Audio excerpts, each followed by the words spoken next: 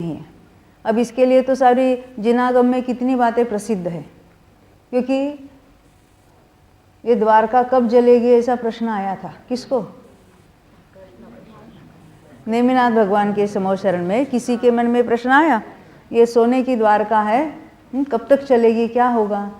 तो क्या आया उसमें?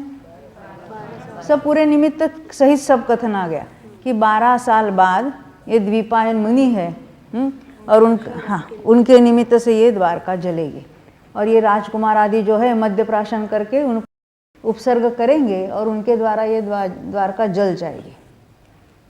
तो सबने वो निमित्त को हटाने की कितनी कोशिश की।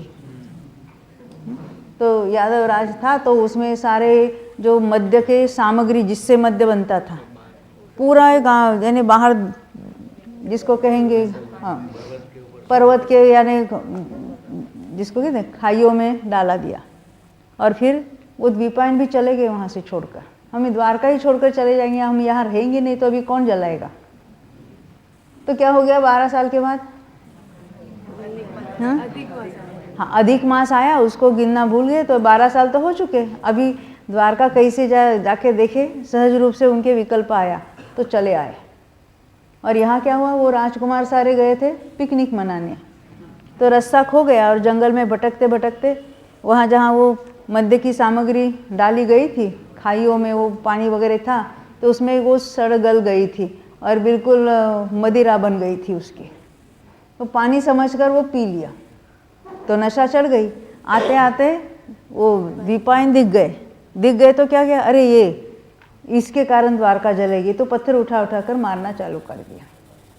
वो भी भावलिंगी तो संत थे ही थे, क्योंकि उसके बिना तेजस समुद्घात नहीं होता।